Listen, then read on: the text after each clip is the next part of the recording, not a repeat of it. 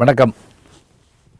இந்தியாவினுடைய இரும்பு மனிதர் என்று அழைக்கப்படுபவர் சர்தார் வல்லபாய் பட்டேல் அவர்கள் 2018ஆம் ஆண்டு அவருடைய பிறந்தநாள் அன்றைக்கு நம்முடைய இந்திய பிரதமர் மேதகு மோடி அவர்கள் சர்தார் வல்லபாய் பட்டேல் அவர்களுக்கான மிகப்பெரிய ஒரு திருவுருவத்தை நர்மதா மாவட்டத்தில் நர்மதை நதிக்கரையோரத்தில் அதை நிறுவினார். அந்த சிலையினுடைய உயரம் 182 அடிங்கிறாங்க. 3000 கோடி செலவு, அதனுடைய சுற்றுலாத்தலமாக மாற்றிருக்காங்க. எல்லாம் பார்க்குறோம் நம்ம. இப்போ ஒரு கேள்வி எல்லாருமே கேட்குறதுன்னா, அப்படி அவர் என்ன சாதிச்சிட்டார் அப்படின்னு ஒரு கேள்வி கேட்குறோம். நியாயம்தான். இப்போ ஒருத்தருக்கு இவ்வளோ தூரத்துக்கு சிலை வைக்கப்படுது, அவர் போற்றப்படுகிறாருன்னா அவர் என்ன செஞ்சார்னு நமக்கு தெரியணும்.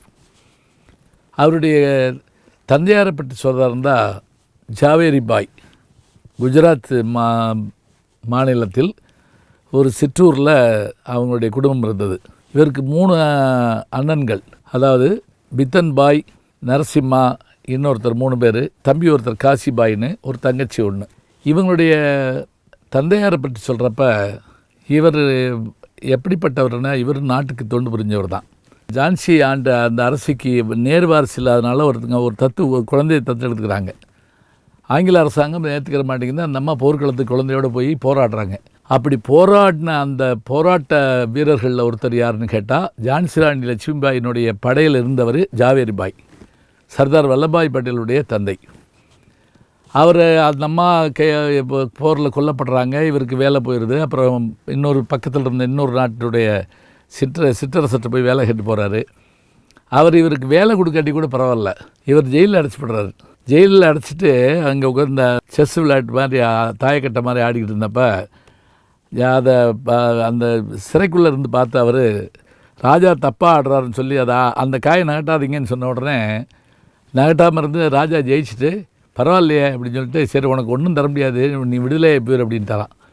அப்படி விடுதலையாகி வந்தவர் தான் தன்னுடைய குடும்பத்தில், விவசாய குடும்பத்தில் 5 பிள்ளைகளை 6 பிள்ளைகளை வளர்த்துக்கிட்டு இருக்காரு. சர்தார் வல்லபாய் பட்டேலுடைய அந்த இளமை காலம் ரொம்ப ஆச்சரியமாக இருக்கும். அவர் பள்ளிக்கூடத்தில் நடத்தாத போராட்டமே இல்லை. எப்படி அப்படின்னா, 3 நாளாக ஒரு போராட்டம் நடக்குது. அப்புறம் ஹெட்மாஸ்டர் தலைமை ஆசிரியர் கூப்பிட்டு சொன்னாராம், உள்ளே வாங்கப்பா, உங்கள் போராட்டத்தை வாபஸ் வாங்கிக்கங்க, நீங்கள் சொன்னபடி கேட்குறேன் அப்படின்னு தரான். என்ன தெரியுமா, ஒரு வாத்தியார் புஸ்தக நோட்டெலாம் அவரே வாங்கி விற்றுருக்காரு பள்ளிக்கூடத்துக்குள்ளே. நமக்கு கேட்டாலே சிரிப்பாக இருக்குது. இது வெளியே வாங்கினா குறைச்சி, உள்ளே வாங்கினா கூடன்னு சொன்னால், இதை வாங்க முடியாத பிள்ளைகள் கஷ்டப்பட்டப்போ அதுக்கு தலைமையேற்று போராட்டன்றது மாதிரி இவர் தானா. அதே போல் அந்த பள்ளிக்கூடத்தில் இவருக்கு உயர்கல்விக்கு படிக்க வர்றப்ப 3 மும்மொழி திட்டம் இருந்ததான். ஆங்கிலம் அல்லது சான்ஸ்கிரிட், அப்புறம் குஜராத், இன்னொரு மொழி படிக்கலாம். இதில் இவர் முதல்ல என்ன பண்ணியிருக்காரு, சம்ஸ்கிருதத்துக்கு போய் உட்காந்துருந்துருக்காரு. அந்த வாத்தியார் இப்போ சம்ஸ்கிருதம் சொல்லிக் கொடுக்குறதோடு மட்டும் இல்லாமல் மற்ற மொழியை பூரா கேவலம் பேசிட்டே இருந்திருக்காரு. இந்த ஆள்கிட்ட படிக்க வேணாம்னு வெளியே தரான். அப்புறம் ஆங்கிலத்துக்கு போனால் அந்த வாத்தியார் என்ன பண்ணுவாராம், தினம் வாய்ப்பாடு பணப்பாடம் பண்ணுங்க பாரான். மொழி பாடத்துக்கு வாய்ப்பாடுக்கு என்ன செய்கிறது. ஒரு நாள் இவரை கூப்பிட்டு, வாய்ப்பாடு எழுதிட்டு வந்தியா அப்படின்னு கேட்டிருக்காரு. கொண்டு வந்தேன், அது வாசலில் ஓடி போயிடுச்சு அப்படின்னு இருக்கார் இவர். எல்லோரும் பயங்கரமாக சிரிச்சிருக்காங்க. ஏன்னா குஜராத் மொழியில் பாடே அப்படின்னா என்ன அர்த்தம்னா கண்ணுக்குட்டின்னு அர்த்தமா. அப்போ வாடே ஓடி போயிடுச்சு அப்படின்னாராம். அப்போ அவர் அதுக்கு மேலே மொழிவாத்தியார் அதுக்கு மேலே ஒன்றும் சொல்லலையாம். அப்போவே அந்த எதிர்ப்பு குணம் இவர்கிட்ட இருந்திருக்குது. தனக்காக மட்டுமில்லை, தன்னுடைய நண்பர்களுக்காக. அதில் ஒரு வறுமையான பையன் பணம் கட்ட முடியலன்னு சொன்னோடனே அவனை 3 நாளைக்கு பள்ளிக்கூடத்துக்கு வரக்கூடாதுன்னு சொல்லி ஹெட்மாஸ்டர் சொல்ல, அவன் பணம் இல்லைன்னு தானே கட்டலேங்கிற, அவனை போய் வரக்கூடாதுன்னு என்ன அர்த்தம்னு சொல்லி திரும்ப போய் கிரவுண்டில் உட்காந்து அந்த போராட்டத்தை வெற்றி பெற வச்சுருக்காரு. பாருங்கள் எப்படியான ஒரு செயல்பாடுகள்னு சொல்லி. பிறகு சட்டம் பயில்றதுக்காக போகிறாரு. இவருடைய அண்ணன் வத்தின்பாய் பட்டேல் அவரும் கூட போகிறாரு. அவர் சொன்னார், நீ என் கூட பாம்பேயில் தங்கிக்கன்னு சொல்லி. இல்லை வேண்டாம், பரவாயில்ல, நான் பார்த்துக்கிறேன். 1875 பிறந்த இவருக்கு 1893 திருமணம் நடக்குது. இவருக்கு வயசு 18, இவருடைய மனைவிக்கு வயசு 12. இவர் தனியாக படிக்கிறார். அப்போ இவருக்கு ஒரு ஆசை என்னன்னா, லண்டனில் போய் படிக்கணும்னு ஒரு ஆசை. அப்படி போய் படிக்கிறாருன்னா அதுக்கு பணம் வேணுமே. அப்போ இவருடைய நல்ல அறிவு காரணமாக, கூர்மையான அறிவு காரணமாக ஜேம்ஸ் குக் என்கின்ற நிறுவனத்தோட தொடர்பு கொண்டு அவங்க ஸ்காலர்ஷிப் தரத்துக்கு ஒத்துக்கிறாங்க. அந்த கடிதம் இவர் வீட்டில் இல்லாதப்போ வருது. அந்த கடிதத்தை அவங்க அண்ணன் வாங்கி பார்த்துட்டு தம்பியை கூப்பிட்டு, தம்பி உனக்கு நல்ல அறிவு இருக்குது, என்னைய அனுப்பிவிடேன், நான் இதாவது பிழைச்சிக்கிறேன், நான் வக்கீல் ஆகிட்ட ரொம்ப நல்லா இருக்குமே.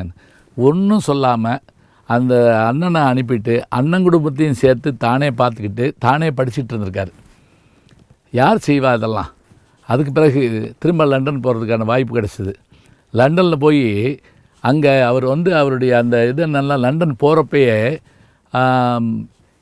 எந்த சட்டங்களையெல்லாம் படிக்க வேண்டுமோ அந்த சட்டங்களையெல்லாம் அந்த கப்பல்லையே படித்து முடிச்சிட்டாராம். 3 மாதம் 2 மாதமெல்லாம் அப்போல்லாம் கப்பல் போகும். அப்போ அவர் போய் அங்கே முதல் இது பெற்ற உடனே இவருக்கு அங்கே பரிசுகளும் கிடச்சிருக்குது, நல்ல வரவேற்பும் கிடச்சிருக்குது. நடந்தே போகிறான் லண்டனில் எப்போ பார்த்தாலும். அப்போ அங்கேயே வேலை கொடுத்துருக்காங்க. இல்லை வேண்டாம் அப்படின்ட்டு வந்துட்டார். இந்தியாவுக்கு வந்தோடனே பாம்பேயில் அங்கே இருக்கிற இதில் வேலை கொடுக்குறோம், நிறைய கட்டுப்பாடுகள் போட்டாங்க சட்டங்கள்லாம். அதுக்காக அதெல்லாம் ஒன்றும் வேணான்ட்டு தன்னுடைய வக்கீல் பணியவே மேற்கொள்ள ஆரம்பித்தார். இவருக்கு அங்கே இருந்த காலத்தில், இவர் கிராமத்தில் இருந்த காலத்தில் பிளேக் நோய் கடுமையாக வந்தது.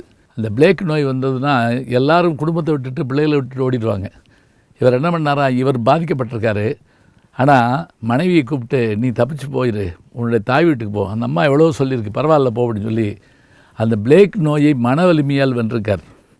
அந்த கட்டி ஒன்று பெருசாக வந்துச்சாங்க. அந்த காலத்தில் எப்படி பண்ணுவாங்களாம், சூட்டுக்கோல் வச்சு அந்த கட்டி மேலே அப்படி வைப்பாங்களாம், அலறி துடித்து எல்லோரும் கீழே விழுவாங்களாம். ஆனால் இவர் என்ன பண்ணாரா, அந்த சூட்டுக்கோலை வாங்கி தானே தான் கையில் வச்சுட்டு பேசாமல் நின்றுருக்கார் அப்படியே. அதாவது உள்ள திண்மைங்கிறது தான் முக்கியமான ஒன்று.